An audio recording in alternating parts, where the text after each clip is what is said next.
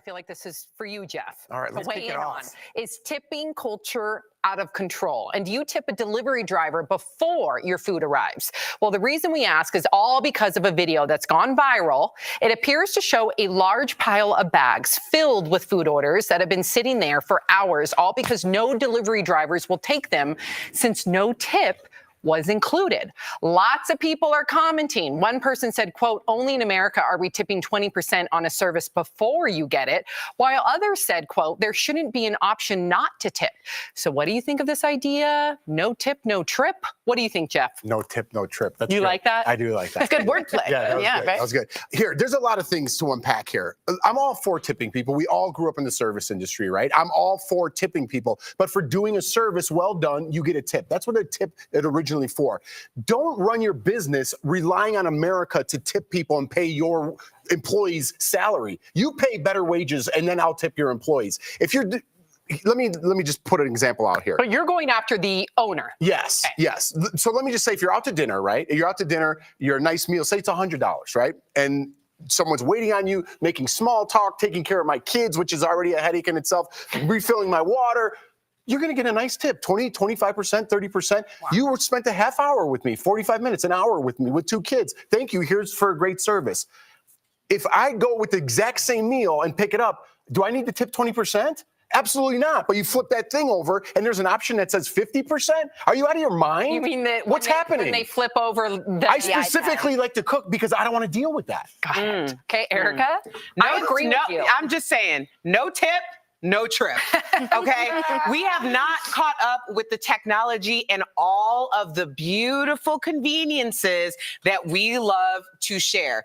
When we are talking about people who are going out to pick up your meal, coming to your home, delivering it, that is a service, and they aren't getting paid, and you are right, there is fault at the top. Yes. However, if this is a way that they are making their living and people want to have them have that service come to their home, they need to tip. Like, you are asking someone to work for free. Right. If you are somebody who's like, well, I can only afford to pay for the food, then get your butt to the place where you pick up the food. Right. And then, like, what's that pizza place where they're like, you tip yourself? But no tip, no trip. I am absolutely on the side of the delivery people. And I think Jeff is too. I am Jeff too, for was sure. talking about pickup orders. Pickup orders. If you're delivering something, you're providing me a service. Boom. Therefore, I will tip you. Yeah. But don't make me feel bad with that thing in my face. 50%. What? I'm never coming out to eat ever again. I'd rather starve. Now, what about, Tori, the fact that you tip before you receive it? Right. A lot of the times it's kind of built into the app process. Right.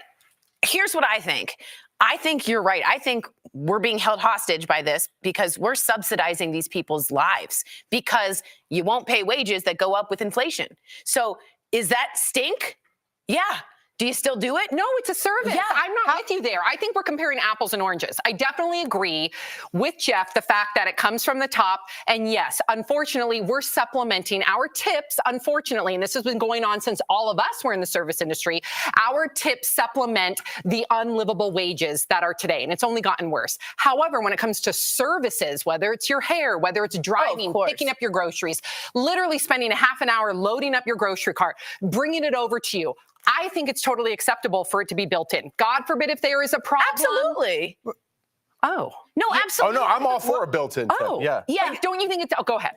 Well, no, I agree. Maybe that is the solution, to build in the tip. However, I think that people need to, like, I'm sorry, I think you a whole clown if you expect people to work for free on your behalf, especially because we're not talking about a necessity. We're talking about a luxury. So you decided to take your luxurious butt to your app and order your food, and you want it to come to your home, and now you feel some type of way about giving the person who dropped off your food something? And a lot of people, don't get it twisted, because the people who are the loudest are the first ones to hit that 0% or no tip option, or worse, I didn't even know you could do this until this morning, but you could tip bait where you put in 20% to get the person to deliver your order, and then you change the tip to 5 or 0 or something after. You are a whole clown. Yeah. Okay, we're gonna get to that's yes, I'm with you, a whole clown. Okay, we've been when Erica says it. Yeah. Good evening, everybody, and welcome to our part 2 of our topic about tipping culture. Well, before we begin, this light is super bright, but I like looking a little white. But we can keep going. Miss Audrey, how you doing? What have you been learning so far in this last day, this last night of tipping? Have you been tipping more? Has your husband tipping more? Yes, I have reflected a little bit on the matter, right? Just depending on how I'm going to tip or what, aspects go into tipping. For example, many times I've learned from a lot of people as well that we were interviewing, that we were talking to them personally about their experiences. And a lot of times we think about, okay, the person that is receiving the tip. But what about the person that is giving the tip, right? A lot of times, sometimes people give because they feel obligated. But then other times they don't really have that condition, because especially in the time of today where a lot of people are struggling financially, they're unable to give. And sometimes I've heard from a person that she personally said that she feels bad, always being able to give, but finding herself in this moment of struggle, not being able to give. So sometimes it's not because they don't want to, it's just because they simply can't. And so honestly, that's something to consider as well when receiving tips. So Not bad. just something that we've been You had an talking about. epiphany in these last 24 hours, which is totally fine. Ms. Lupita, if this person wants to join our poll, what can they do? What's the question? What are we asking? So today we're continuing our topic from yesterday, and you guys could definitely scan the QR code that's going to appear right there on the screen. That way you guys can join the poll that we have been doing since yesterday. It was not concluded, so you guys can continue voting, casting your votes. And it is tipping culture. Is tipping culture reaching a tipping point? So we have 3 of the options. Got to give that 20%. I tip on service. Or who ordered gratuity? Those are the options. So please cast your vote. We are going to show the results at the end of the program. Ms. Lupita, are you a tipper? Are you an avid tipper? Be honest. The Yes. camera's looking at you. Exactly. Because the camera's looking, I am a tipper. Even if I don't want to, I have gone to Starbucks and I have put that. Either I change it or I give the $2 tip. But I've learned to tip, not because I want to, but because I've been taught that along the way. Starbucks, I really, really enjoy your drinks, but when it comes to the tip, homie, I'm glad you have the dollar as an automatic. Yes. Because you best believe I'm gonna press $1, homie. I'm not tipping more than that. But anyways, I want to go to our second segment from yesterday that we were talking about. Do you think we always need to tip? I want you to pay attention and we'll be right back.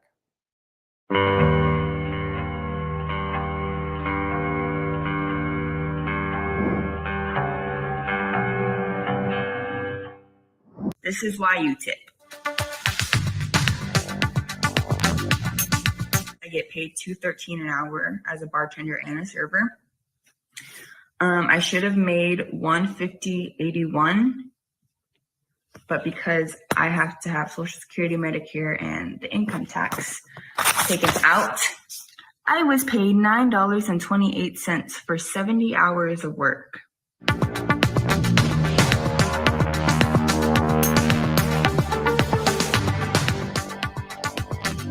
Imagine if professors' income was determined on whether the students liked what they were being taught. Imagine if doctors were paid based on whether the patients were happy with the diagnosis. It just doesn't happen in any other profession. And the reason it happens in this profession is a history of race and class and gender in our country.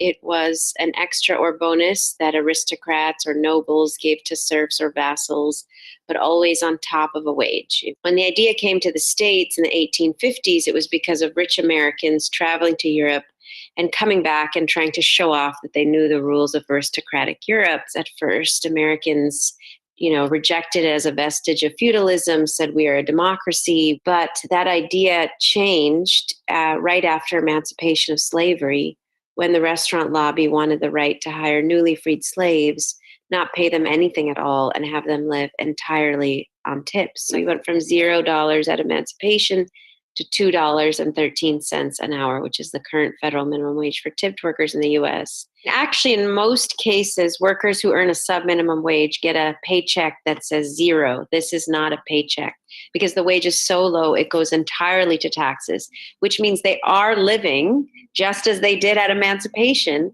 entirely off of their tips.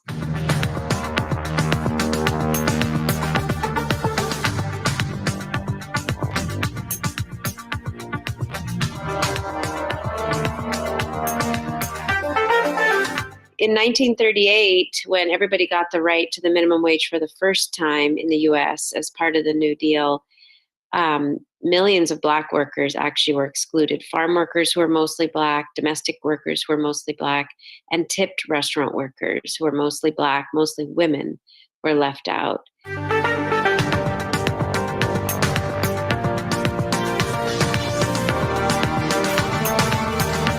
So they have lobbied very successfully for 81 years, since the New Deal was passed, that they should be allowed to not pay their own workers, that instead, because their workers get wages, they should get away with paying $0, $1, or $2 an hour.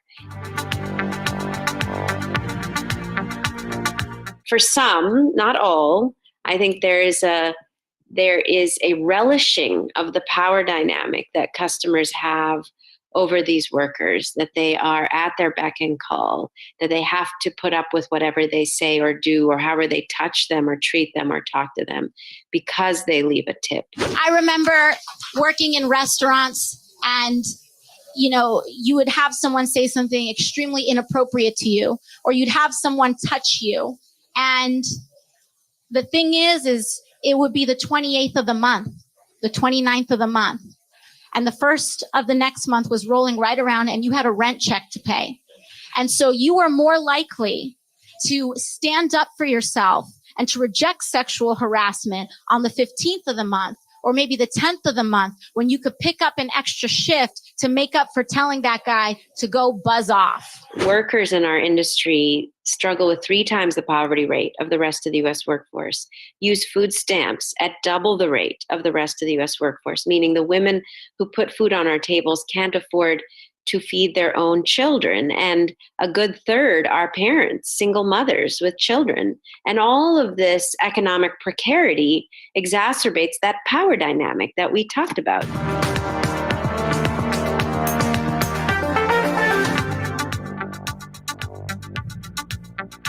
Tips have been so decreased during the pandemic. And I think workers have kind of a light bulb or, realization has dawned that this has never been a reliable source of income. Workers are finally in this country standing up and saying, it's just not worth it anymore, and leaving this industry.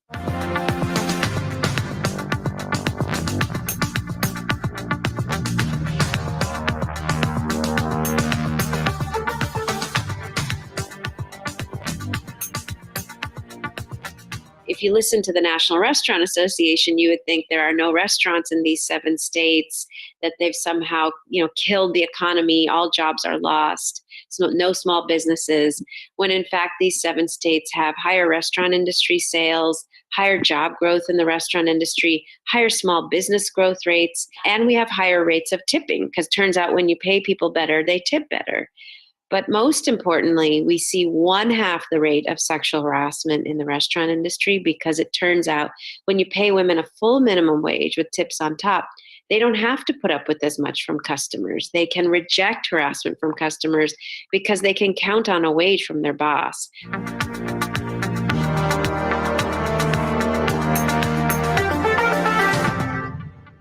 Even if you don't care about these workers, but you really want to be able to go back to your Sunday brunch with your friends, we have to change the way people are paid if we want to return to an industry in which workers have the ability to survive while working in restaurants.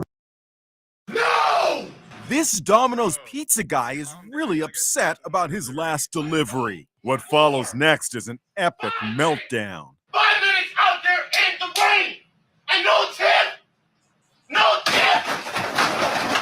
I wasn't having the best day. I spoke to 23-year-old Malik Ambersley of St. Petersburg, Florida. During the pandemic, things like tips and stuff like that are important for me to be able to feed, my family and myself and try to keep a roof over my head. But you were not fired?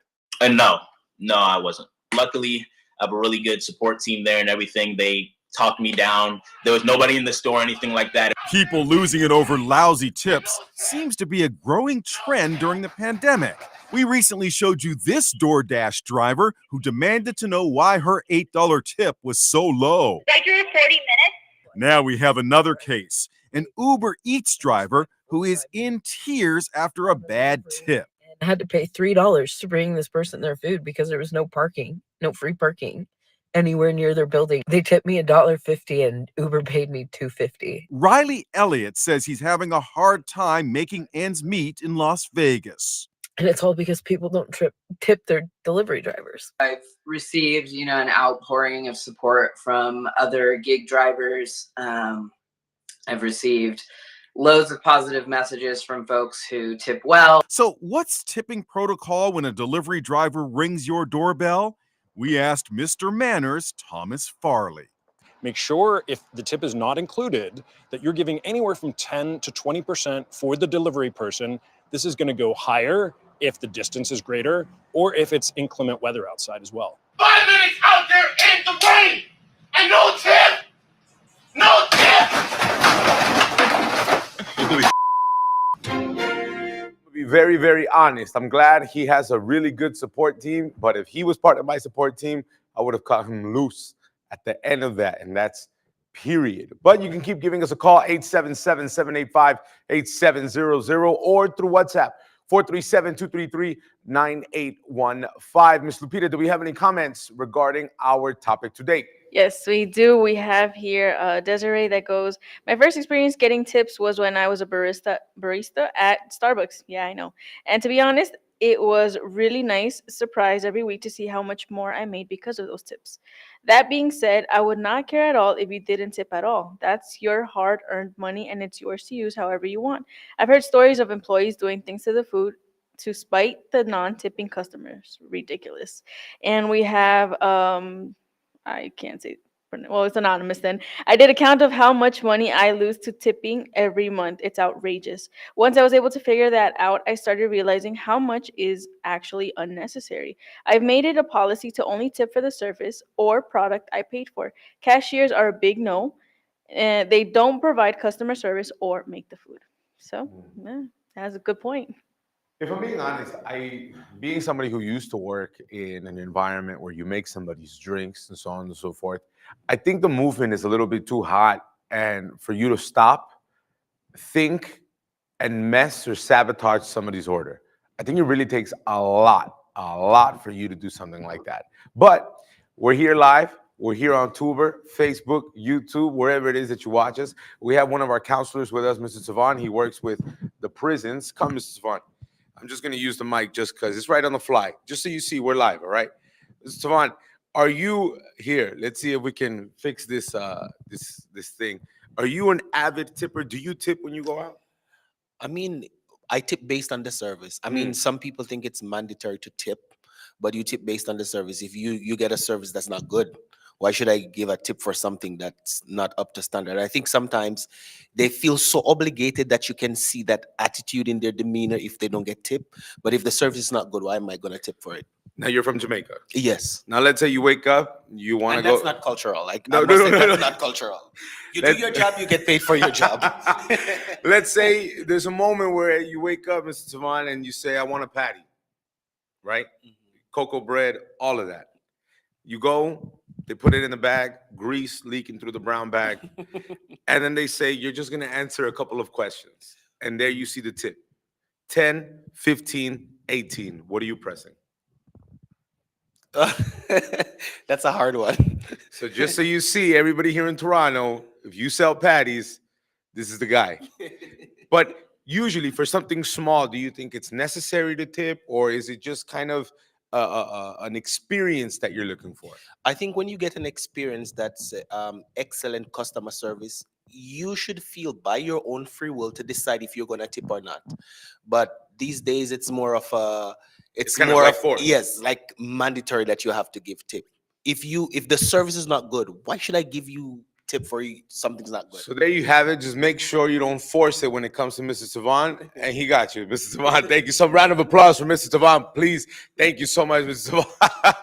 You can keep giving us a call if you want. 1-877-785-8700. Like I said, we're live. Speak your mind. You want to give us your opinion. You want to let me know what it is about tipping. Miss Audrey, do we have any comments? And also, tell me a little bit more about the poll that we have going on Telegram. Yes, Pastor. So we have, like always, the Telegram poll that everyone can go ahead and scan the QR code if they wish and vote on the following. Like we are speaking about the tipping culture. Is the tipping culture reaching a tipping point? If you believe you got to have that 20%, you can vote on that option. We have I tip according to service, which honestly, I'm going to say that's me. And then we have the third option, which says who ordered gratuity. So we have Fred that sent us a comment that said like this: I hate the tipping system. One specific experience was when I tipped this gal at a restaurant. She was a bad server to begin with, and she was rude, but I still tipped 10%, which I feel I was being generous. And when I went to the bathroom that's around the corner of the server's booth, I heard her getting upset saying to another waitress, "This is my 5th crappy tip today." Glad I wasn't the only one that was finding her service rude and crappy. So there we have it. Maybe people often tip, this gentleman says that he tipped just because he wanted to, but then again, the service wasn't that great. So there we have it. And just in case you're wondering, that third option that says who ordered gratuity, usually sometimes when you go out to eat, the tip is already included. So, sometimes you look at your receipt and you're like, well, no, I didn't order this, but sometimes it is included. And you can tell Miss Audrey, I'm just saying, if anybody wants to take a photo, she looks like she's working on her tipping, whatchamacallit, her mindset, but it's totally cool. It's absolutely no problem. You can keep giving us a call, 437-233-9815. Now, there are some restaurants who are now asking for up to 30% gratuity. In other words, if you were to waste $100, they're asking you for about $30 when it comes to tipping. I want you to pay attention, and we'll be right back. Well, you might want to add this to your vocabulary. A new term has been coined connected to the rising cost of everything. It's called tipflation, and you probably know what that means: increasing gratuities for services in places like restaurants. Now, in a recent study, almost half of Canadians who were served at restaurants said their tips are higher compared to before the pandemic. Suggested tips on credit card machines, for example, are also climbing. They're now asking for 18%, 20%, and 25%. And CBC News has found at least one restaurant that is asking for 30% in tips. So to talk a little bit more about this, I want to welcome Katie Ingram. She's the owner of Fleisch Delicatessen in Edmonton. Thank you so much for joining us, Katie. Thanks for having me. So let's talk about this for a moment. What are you seeing at your restaurant? Are tips going up in terms of what people are giving and what you might be asking for? Mm-hmm.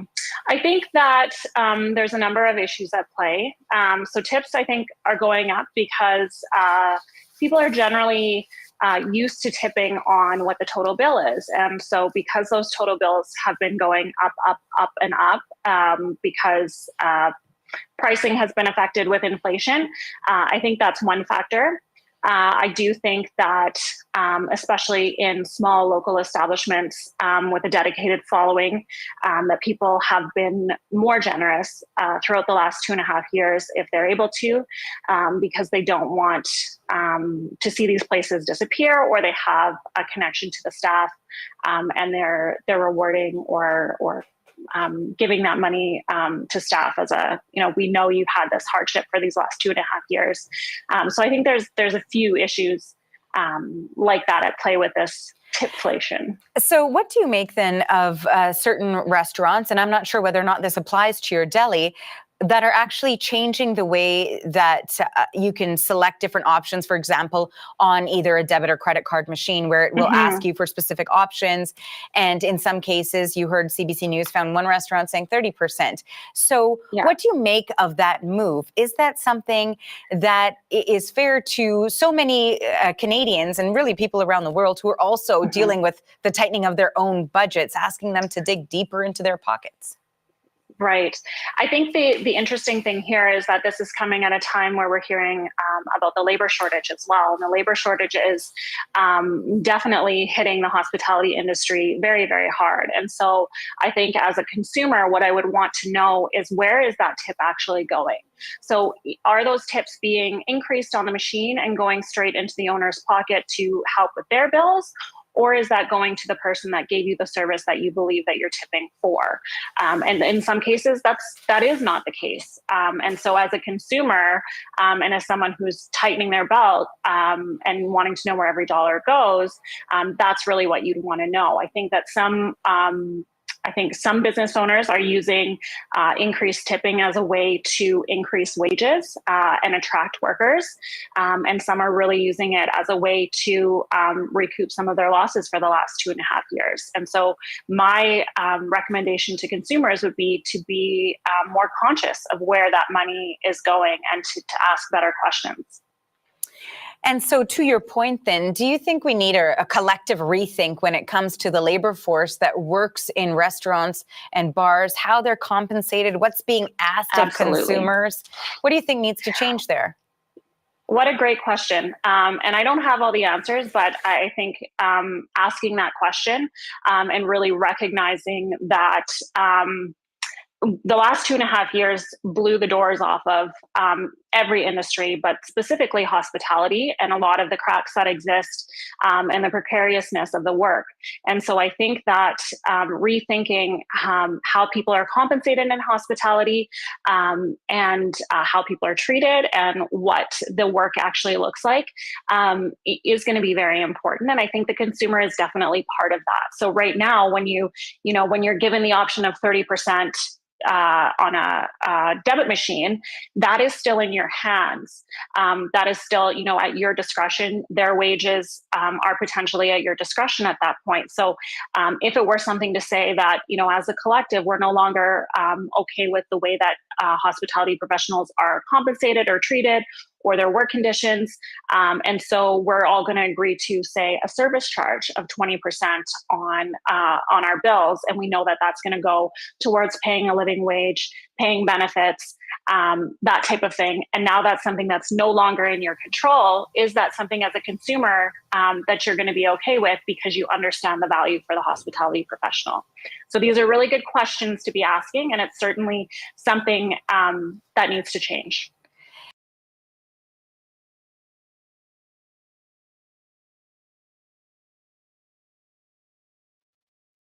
Have you had food delivered in during the lockdown? And if you did you tip the delivery person? Too many people don't. And many people don't realize just how important those tips are, especially during the pandemic. And there's a right way to do it. Jim Murray has details. A pizza delivery guy gets upset because he didn't get a tip. Thanks for the tip. Sorry. What? Yeah, you, bro. What? He gets into it with the customer. I don't make money if I don't get tipped. The delivery guy was fired. This Instacart shopper says she was stiffed on a $55 tip. It's just a punch to the gut. You just feel like, wow, this is, the type of people that I'm out here serving at this time with this pandemic going on. Etiquette expert Thomas Farley has a tip on tipping in this era of COVID-19. If your financial means allow, tip up to double what you normally would for takeout and for delivery. You can often make it clear in advance if you intend to tip generously. Let's say you use your phone to order from a local restaurant. You order pizza, pasta, some meatballs. You put in your address, and in this case, there's a spot where you can say how much you intend to tip.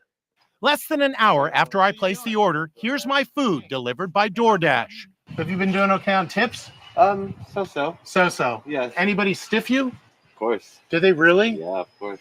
I slipped the guy an extra $20 in cash. Thank you very much. Thank you very much. As for that no-tip pizza guy, our etiquette expert has this take. I don't approve of the language the delivery person used. With that said, I think the sentiments that he expressed were probably very similar sentiments that a lot of delivery people around the country are feeling right now. I don't make money if I don't get tipped. Look, all I'm saying, Ms. Peter, Ms. Audrey, is if somebody delivers my food and they come and they start cursing me out, it's over. it's a done deal. Either we're fighting on the porch, whatever it is. I'm just kidding. Miss Audrey, we have more comments, correct, regarding our topic?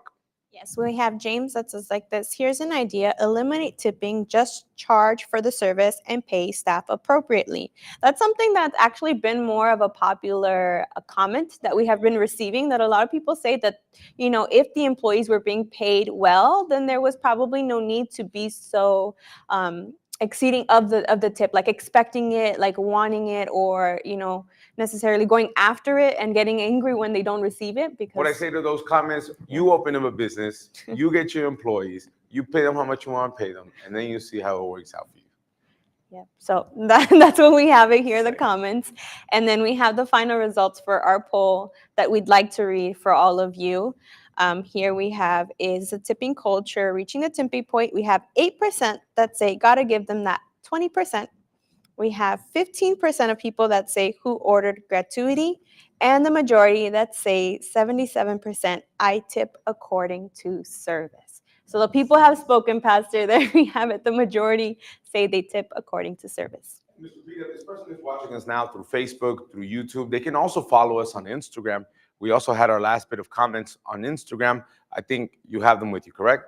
Yeah, so we had our questionnaire on Instagram on our stories, and you can definitely follow us through there, Speak Your Mind CA, where we had a couple people that left their comments on the topic for today, because obviously we know that this topic is a little bit serious when it comes to talking about tipping. So we had Leslie that says she's definitely for tipping. We had Kathy who said it's reaching its tipping point. I only tip restaurant servers. We have the next one, Monse, that goes, I'm like okay with it when I'm not broke. We have Moses there. Oh, there you go, Monse. We can go to the next one. The following, Moses Lanza there, he says, if they give me extra food, I'll tip. So we had Danny that goes tipping 100, definitely. Albert, and who's against it. So that was our, people who left their responses there on our Instagram. You could definitely follow us through Facebook, through Instagram, TikTok also, and YouTube. Speak Your Mind CA. Thank you so much. And if you guys watch us and you probably do have a little bit of problem, I'm going to be honest. I think if we see our poll, I think this was one of the polls that got majority of votes. I think it brought out the people who like spending, and it brought out the really, really cheap, frugal people. But it's just opinion of mine.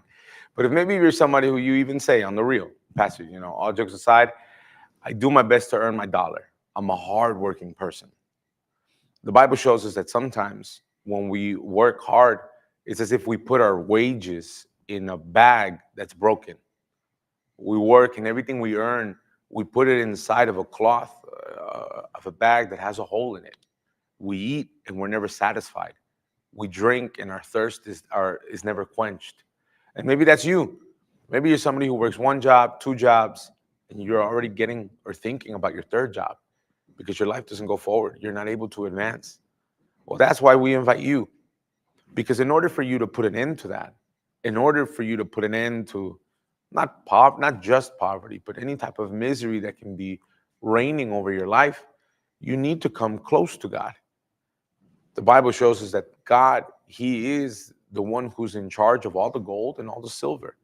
And it's not that you're going to give your life to God just so you can have that, but God does much more. He makes your life complete. He is that missing piece to your puzzle. And when you include Him in your life, you're going to be able to see things you've never seen. And that's why I want to show you, and I want to end on Flora's testimony, their story. Somebody who was able to overcome depression, somebody who was able to overcome those problems. And if you're watching us right now, after this testimony, and you say, Pastor, how do I learn more about what you do or what you all do there? We're located here at 2420 Dufferin Street. We're right there on the corner of Bowie Avenue. We're about 1.5 blocks from Eglinton. If you want, you can take a photo right now. You can put in your GPS, 2420 Dufferin Street, and you're going to be able to see how the lives of so many people in our gathering of faith and miracles, Sunday at 10 o'clock in the morning, how they're able to change. How many people have seen the power of God? How many people now, they earn their wages, but they don't put it in a bag that is ripped. people who eat and they're satisfied, people who drink and their thirst is quenched. So whatever it is that you're missing in your life, understand that there is a solution to it. All right? Pay attention to this testimony. Have a good night, and I'll see you Sunday. God bless. I began having depression when I was around 9 years old because my mom had finally decided to leave my dad after many years of mistreatment. It caused a lot of sadness because my dad was my everything at that point. I was always daddy's little girl. So having him far away from me caused me a lot of sadness and a lot of anger and hatred towards my mom, to the point that I wanted to get rid of my mom. I didn't want her to be near me.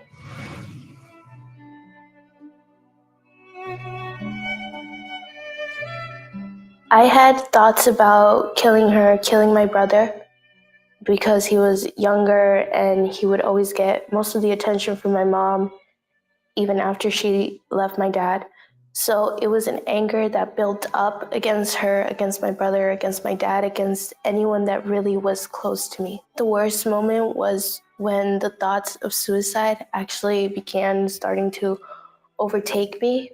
It was the thoughts of, oh, you're worthless, you're nothing, look, your family's destroyed, your family hates you. And I just didn't want to continue anymore. I didn't really trust anyone, so I kept it to myself. I would come home from school and I would close my door and I would just stay in there crying myself to sleep. That just made the depression worse, and I isolated myself to the point that by the end of like middle school, high school, I didn't really have any friends. I didn't really talk to anyone. I completely isolated myself. I met the Universal Church through my mom, who brought me. She was watching TV one day, and one of the programs was going on. The pastor was praying with the oil on the cross. So my mom decided to check it out that same Sunday. So she came, she brought me. The assistants prayed for me, and it was more of a change that was instant. I wasn't hearing voices anymore. I wasn't seeing shadows anymore. None of the things that would torment me kind of like left away. The assistants, along with the pastor, recommended that myself and my mom would do the chain of prayers on Fridays for deliverance. So during the Fast of Daniel, many of the assistants explained as it was sort of like this cleansing that we were going through in order to receive the Holy Spirit, because we needed to be clean in order to receive that. And I had a lot of complexes, a lot of things still inside of me, a lot of doubts that were stopping me from receiving the Holy Spirit. I thought that I wasn't worthy of it. All the things that I had done in my past, I felt like God wasn't going to forgive me for that. I decided to take the challenge. Even though I had those doubts, I was like, okay, God, I'm going to do this because I don't want to feel like this anymore. So I made that prayer and I began the challenge, and it was hard. It was hard at first, but with the strength that God gave me, I was able to complete it. Learning about the Holy Spirit, I learned that the 21 days challenge wasn't just about stopping whatever you were doing, like watching TV or doing social media or anything like that, but it was about placing God in first place. The day I received the Holy Spirit was the most wonderful day of my life. It was a Saturday. It was a seeking for about an hour, and it just felt like 5 minutes. And I just wanted to continue, but at that point, I knew, and I had the certainty inside of me that I had received the Holy Spirit. An assistant came to see me that very moment after I finished my prayer, and I just wanted to hug that assistant, go out in the street, scream, and it was the most amazing day ever. All the doubts and all the complexes that I had before receiving the Holy Spirit completely disappeared. I wasn't confident at all. I wasn't sure of myself. Even though I was delivered, I was always sad inside. There was something missing. Receiving the Holy Spirit gave me the desire to reach out to others who, like myself, were struggling out there in the world. Maybe they have depression, maybe they have suicidal thoughts, they were abused when they were younger, whatever it may be. It gave me the desire to help others, to save souls, to reach as many people as possible. There's always battles. It's a pleasure. It's a pleasure to be alive. It's a pleasure to have a purpose in life. I am very happy now.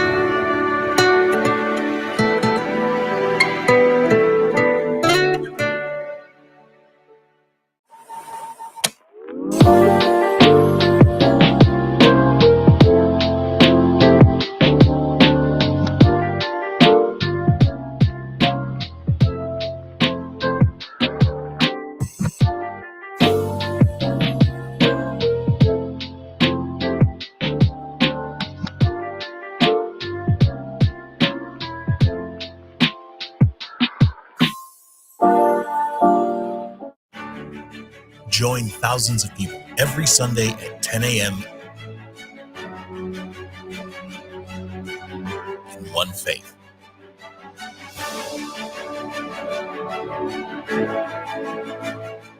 Based on this word, again, I say to you that if two of you agree on earth concerning anything that they ask, it will be done for them by my Father in heaven. Matthew 18:19. Receive the 7 prayers.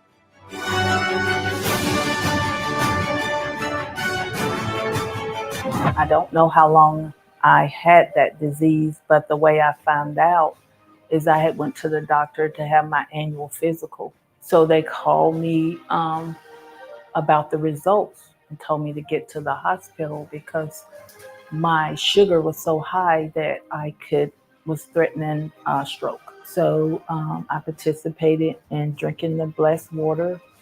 Faithfully, I did it every day.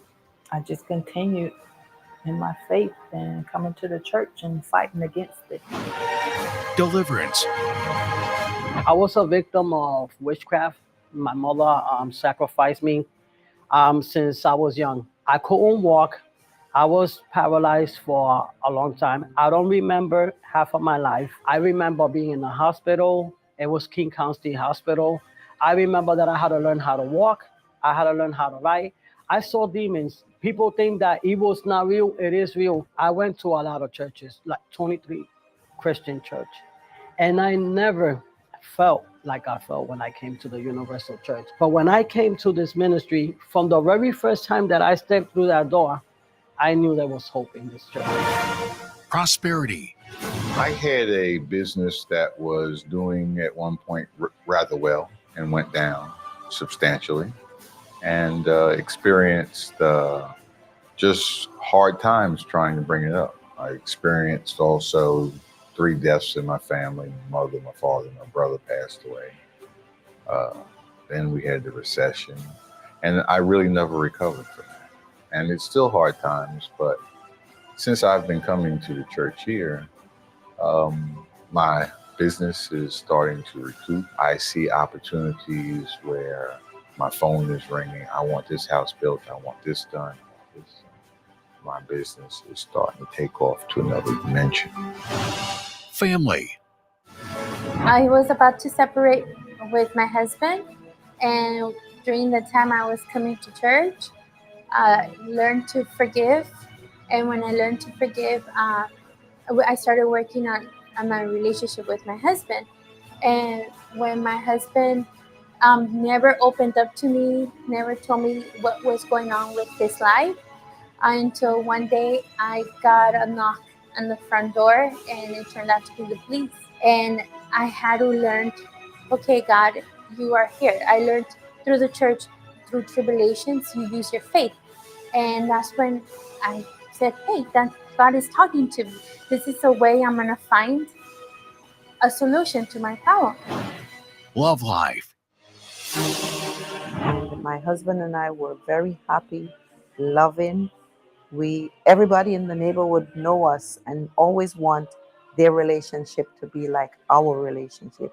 Our relationship was an example that people wants to follow.